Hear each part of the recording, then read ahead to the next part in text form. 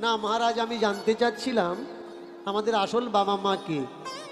ওরে মূর্খ, এখনো জানিস না? এত বড় হয়েছিস? যে জগৎ, যে সৃষ্টিকে, অনন্ত কোটি বিশ্ব ব্রহ্মাণ্ডকে যে রচনা করেছে,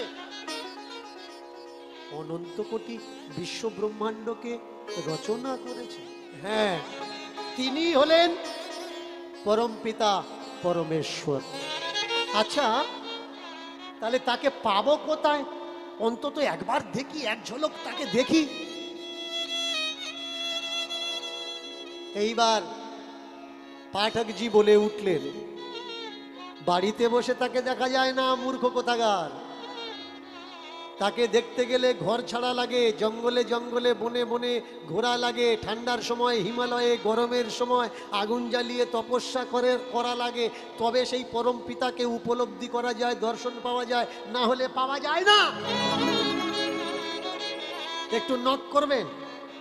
এই সকল কথাগুলো যারা বলছে, ঘর ছাড়লে তবে তাকে পাবে, হিমালয়ে তপস্যা করলে তবে তাকে পাবে, জঙ্গলে তপস্যা করলে তবে তাকে পাবে, জলে বর্ষায় ভিজে তপস্যা করো তবে তাকে পাবে, এই ভিতরে শতকরা হিসাব নিয়ে দেখবেন 99.9% মানুষ কেউ কিন্তু ঘর ছাড়ানি, গদি নিয়ে বসে আছে, অট্টালিকার ভিতরে বসে আছে, এসি ঘরে বসে আছে, আর তারাই বলছে ঘর ছাড়ো তবে তুমি ভগবান পাবে। আর ওই যে 99.9 এর পরে যে 1% মানুষ আছে আমাদের সমাজের, সেই সব বোকাগুলো ঘর ছেড়ে দিয়ে এখানে ওখানে ঘুরছে, যখন পেটে টান ধরছে তখন কোনো একটা সাইড নিচ্ছে, কোনো আশ্রমের আন্ডারে চলে যাচ্ছে, চাকর খাটো তবে খাওয়া পাবে। সেই যখন চাকর খাটতে হবে, ওদের বাড়িতে গিয়ে কেন খাটবো ভাই? চাকর খাটার জন্য তো আমার বাড়ি আছে। সেই যখন ঘাস সাফ করব, ওদের বাড়িতে গিয়ে কেন করব? ঘাস পরিষ্কার করার জন্য তো আমাদের বাড়িটা আছে। সেই যখন গুরু সেবা করতে হবে আশ্রমে গিয়ে, তাহলে পিতামাতা স্বরূপ গুরু তো আমার বাড়িতে বসে আছে, ওখানে সেবা করতে আমার অপরাধ কোন জায়গায়? নানান প্রশ্ন মাথায় ঢুকে গেল। অনেক কথা শুনেছে, সকাল থেকে বিকেল বেলা বাড়িতে চলে আসলো, আর আসার সময় একটা জিনিস রট্টা মারছে, বিশ্বাস করো, বিশ্বাস করো, বিশ্বাসে মিলায় বস্তু, তর্কে বহু দূর। বিশ্বাস করো, বিশ্বাস করলে তাকে পাবে, আর না বিশ্বাস করলে তাকে হারাবে। বিশ্বাস করো, বিশ্বাসে তর্কে বহু দূর, বিশ্বাসে মিলায় বস্তু, তর্কে বহু দূর। সন্ধ্যার পরে মা এসে জিজ্ঞাসা করছে, হ্যাঁ রে খোকা, খোকা বল কি পেলি তুই গিয়ে ধর্মাসনে? খোকা বল কি পেলি তুই গিয়ে ধর্মাসনে? খোকা বল কি পেলি তুই গিয়ে ধর্মাসনে? খোকা বল তুই গিয়ে ধর্মাসনে? খোকা বল বল তুই গিয়ে ধর্মাসনে? বিশ্বাসে মিলায় বস্তু, তর্কে বহুদূর। বিশ্বাসে মিলায় বস্তু, তর্কে বহুদূর। বিশ্বাসে মিলায় বস্তু, তর্কে বহুদূর। বিশ্বাসে মিলায় বস্তু, তর্কে বহুদূর। এই মন্ত্র পেয়েছি মা গিয়ে ধর্মসুর। খোকা বল কি পেলি গিয়ে ধর্মাসনে? খোকা বল বল তুই কি পেলি গিয়ে ধর্মাসনে? খোকা বল বল বল। এই খোকা, ধর্ম কথা শুনতে গেলি, কি পেলি? ধর্ম কথা শুনতে গিয়ে জানতে পারলাম, বিশ্বাসে মিলায় বস্তু, তর্কে বহু দূর। বিশ্বাসে মিলায় বস্তু, তর্কে বহু দূর। বিশ্বাস করো পাবে। আচ্ছা, কিছু কিছু প্রবাদ জায়গা মতো খাটে, কিন্তু সব জায়গায় খাটে না। যেমন গাড়ির নাট, গাড়ির টায়ার। বাইকের টায়ার বলেই যে সব বাইকে লাগবে তা না, বাইকের টায়ারের একটা নাম্বার থাকে, গাড়ির টায়ারের একটা নাম্বার থাকে, যার যে নাম্বার লাগে তাতে সেই নাম্বার লাগাতে হবে, তবে ফিটিং হবে, তা না হলে হয় ছোট হবে, না হলে বড় হবে। তেমনি প্রবাদ সব জায়গায়, সব মানুষ, সব ক্ষেত্রে লাগে না। যেমন ধৈর্য অতি মহৎ গুণ। মহৎ গুণ কি? ধৈর্য অতি মহৎ গুণ। তাহলে ধৈর্য যদি অতি মহৎ গুণ হয়, মেনে চলো প্রচন্ড তোমার পেশাব পেয়েছে আর তুমি ধৈর্য ধরে বসে আছো, তাহলে কি হবে? যত ধৈর্য ধরবে অত প্যানময় হবে। এই জায়গায় কিন্তু ধৈর্য দিলে হবে না। মেনে চলুন, কেউ তোমাকে মারতে আসছে, ধৈর্য অতি মহৎ গুণ। বাচ্চা কটাকে চুপ করান। ধৈর্য অতি মহৎ গুণ, তুমি চুপচাপ দাঁড়িয়ে আছো, তাহলে কি হবে? তোমার নতুন জামা কাপড় ছিঁড়বে। আগে বুঝতে হবে ধৈর্য অতি মহৎ গুণ, তার মানে এই নয় কোনো ষাঁড়ে তাড়া করেছে তুমি রাস্তায় দাঁড়িয়ে থাকবে, কোনো ভয়সা তাড়া করেছে তুমি রাস্তায় দাঁড়িয়ে থাকবে। আগে বুঝতে হবে কোন ধৈর্যের কথা বলা হয়েছে। মেনে চলো। আমার খাবার ছিল না, আমি না খেয়ে জল খেয়ে বেঁচেছি, কিন্তু আমার বুকের অমৃত ধার আমি তোর মুখে তুলে দিয়েছি। তারপরেও বাছা আমি জানি না আমি তোর আসল মা কি। সংসারে বড় অভাব ছিল, তোর বাবা আমাকে বলতো আমি এক মুঠো কম খাই, তুমি বেশি খাও এক মুঠো, কারণ তোমার বুকে দুধ না হলে বাচ্চাটা বাঁচবে কি করে। আমি জানি না ওই বাবাটা অরিজিনাল বাবা কিনা। তুই বলতো বাছা, আমি যদি অরিজিনাল না হই, আসল না হই, তোর বাবা যদি আসল না হয়, তাহলে সত্যি সত্যি বাবা কোনটা? মাগো শুনেছি কানে, পরম পুরুষ পরম পিতা বলে আছে একজন, সেই নাকি এই জগৎ সৃষ্টি করেছে, সেই নাকি এই জগৎ রচনা করেছে, সে নাকি সবার আসল বাবা। আর এই জগতে জন্মদাতা পিতা মাতা ওরা নাকি মায়া বাবা, ওরা নাকি মরে যাবে, থাকবে না, ওরা নাকি আবার আসবে, আবার আসবে। এই সম্পর্ককে মায়ার সম্পর্ক বলে। আরে খোকা, একটা দিন তুই শাস্ত্র কথা শুনতে গেলি, একদিনে তুই এত কিছু শিখে ফেলেছিস বাবা। ধর্ম কথা শুনতে গিয়ে ধর্ম জ্ঞান অর্জন করে বাবা মাকে পর করে দিলি বাবা। এখন বুঝতে পারছি তোকে ধর্ম কথা শুনতে পাঠানোটাই আমার ভুল হয়েছে। ভাবিয়া করিও কাজ, করিয়া ভাবিও না। আমাদের মতুয়া সমাজের ভিতরে খুব গুণী লেখক একজন, তিনি তার ফেসবুক আইডিতে আমাকে নিয়ে লিখেছেন যে দীনকৃষ্ণ ঠাকুরের হাতে লাল সুতো আর কিছু দেখলাম, এগুলো বলতে পারবেন ওগুলো কি? দেখেছেন আমাদের সমাজের লেখকের অবস্থা, দশা কি? যে কথাগুলো আমি বললাম সেই কথার উপরে সে নক করলো না, বা সেই কথা মানুষের কাছে পৌঁছে দিল না। মানুষের কাছে পৌঁছে দিচ্ছে কি? দীনকৃষ্ণ ঠাকুরের হাতে কি। বাড়বে ভাই এ দর্শন। দর্শন যাদের বাড়ানোর দায়িত্ব ছিল, যারা বাড়াচ্ছে তাদের হাতে কি আছে, পায়ে কি আছে, মাথায় কি আছে, গায়ে কি আছে, সেই দিকে লক্ষ্য করছে এরা। এদের লক্ষ্যটা ধর্ম বাড়া দিয়ে নয়, দর্শন বাড়া দিয়ে নয়, সমাজের শান্তি রক্ষা নিয়ে নয়। কিভাবে না বাড়ানো যায়, শুধুমাত্র নিজের গদিতে বসে নিজের গদি বিস্তার প্রসার করা যায়, এই এদের চিন্তা ভাবনা। আমরা আমাদের ছেলে মেয়েদের পাঠিয়ে দিচ্ছি কোথায়? গুরুমুখী পন্থায়। গুরু করো, গুরু না থাকলে তোমার মুক্তি হবে না। গুরু না থাকলে তোমার মুক্তি হবে না। এই গুরু পরম্পরা প্রথা শিখদের ভিতরে শিখ গুরু তুলে দিয়েছেন। শিখ গুরু লাস্ট গুরু হয়েছে, এরপরে আর কোনো গুরু নেই। একটাই নাম বলা হয়, সত শ্রী অকাল, বায় গুরুজি কি খালসা।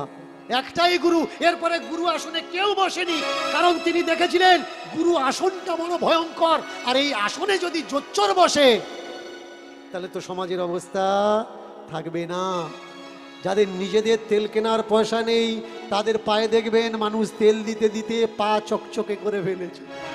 কেন না, তারা আজকের গুরুর আসনে বসেছে। যাদের এক সময় খাওয়া হতো না, খোঁজ নিয়ে দেখবেন তারা দামি ফরচুনারে ঘুরে বেড়াচ্ছে, সুমোতে ঘুরে বেড়াচ্ছে, স্করপিওতে ঘুরে বেড়াচ্ছে। কেন না, তারা গুরু আসনে বসেছে। এই গুরু পরম্পরা, গুরু প্রথা বড় ভয়ঙ্কর। গুরু অবশ্যই করার দরকার। তাকে গুরু করুন যে আপনার থেকে বেশি জানে। জীবনে তাকে গুরু কোনো সময় করবেন না যার থেকে আপনি বেশি জানেন, কারণ যে আপনার থেকে বেশি জানে তাকে যদি গুরু করেছেন আপনি অনেক কিছু জানতে পারবেন। আর তার থেকে যদি আপনি বেশি জানেন, তাকে যদি গুরু করেন, তাহলে আপনি যা জানেন অতটুকু ভুলে যাবেন। কোনো চর্চা, কোনো জ্ঞান লেনদেন হবে না। মা বলছে আমার ভুল হয়েছে, আমার ভুল হয়েছে, আমার ভুল হয়েছে, বড় ভুল করেছি, তোকে ধর্মস্থানে পাঠিয়ে। আমার উচিত হয়নি, কিন্তু বাচ্চাকে যদি একবার রাস্তা দেখিয়ে দেওয়া হয় আর সেই রাস্তাটা যদি খারাপ হয়, ওই বাচ্চাকে আপনি আর ফেরাতে পারবেন না। ছোট্ট বাচ্চাটা ভাত খাচ্ছে না বলে মা, দিদিমা, ঠাম্মা, পিসিমা কি করছে, মোবাইল চালিয়ে দিয়ে কার্টুন দেখছে। ছেলেটা ঠান্ডা হয়ে আছে, মোবাইলটা ধরে আছে, মা পাশ থেকে খাওয়া।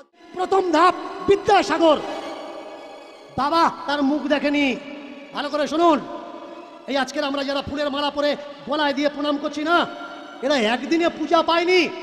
রাজা রামমোহন রায় তার নিজের পেটে ধরা মা বলেছে ওর মাথা কেটে এনে দাও, এত টাকা উপহার দেব।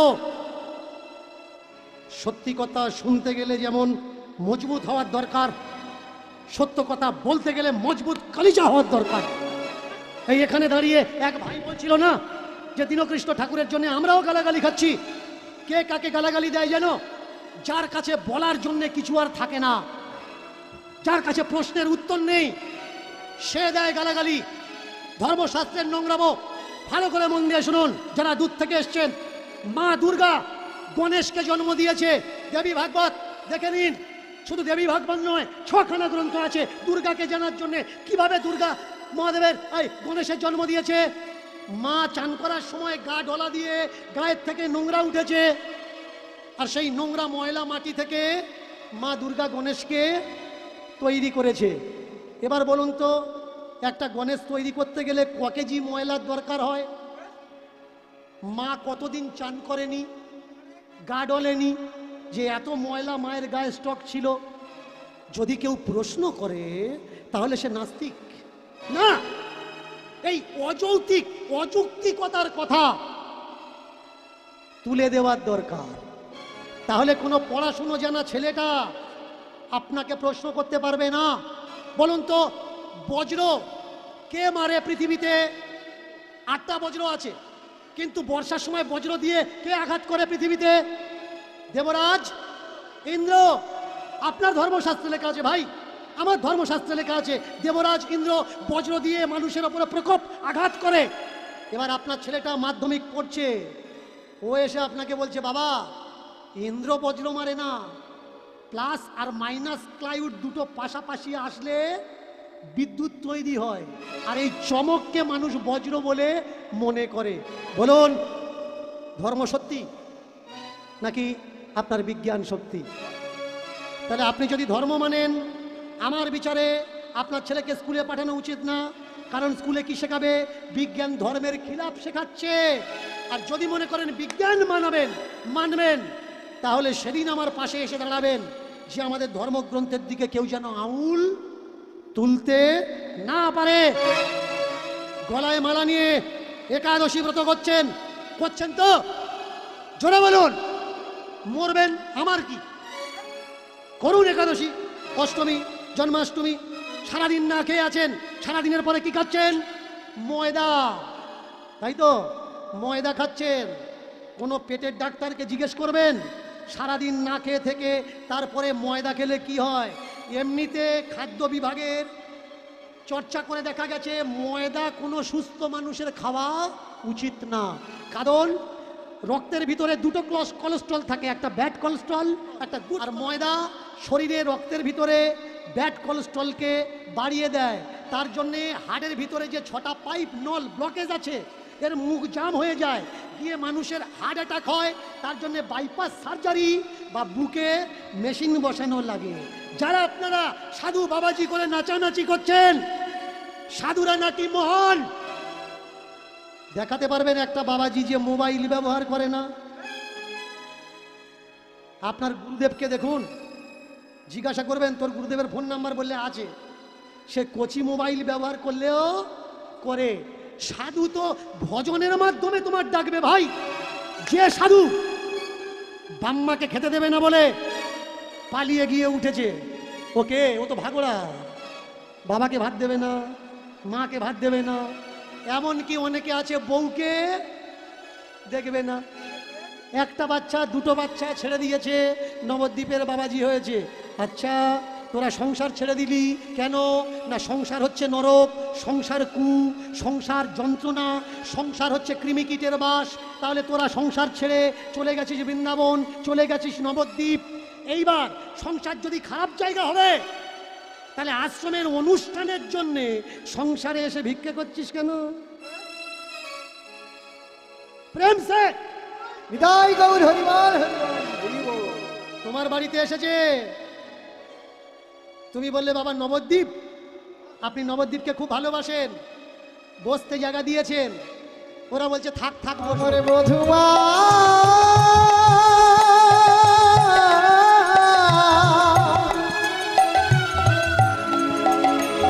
আমার বধুয়া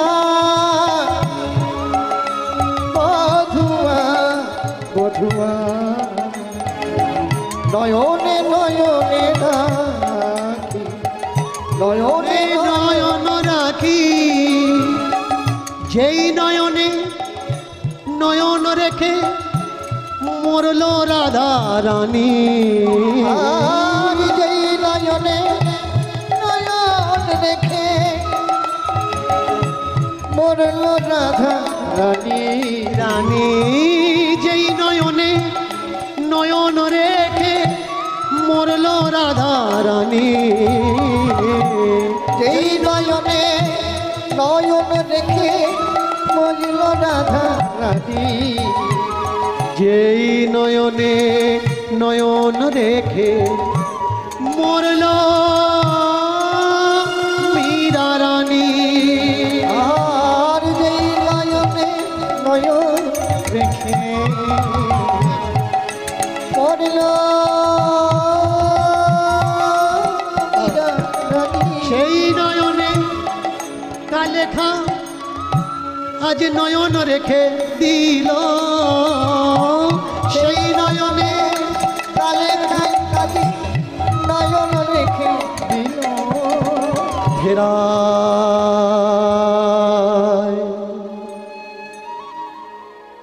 কিভাবে নয়ন ফেরায়, মানে না দুটি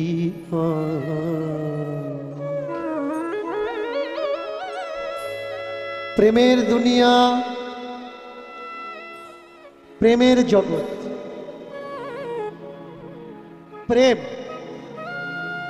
দুটো অক্ষর, একটা শব্দ, একটা মাত্রা। প্রেমের দুনিয়া, প্রেমের জগৎ। প্রেম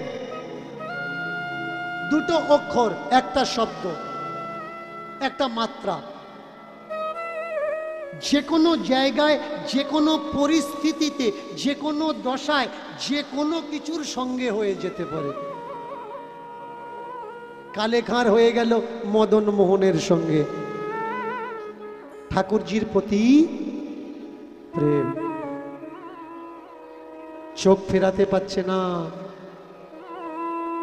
এদিক ওদিক নয়ন সরাতে পারছে না, কি করবে ভেবে পাচ্ছে না।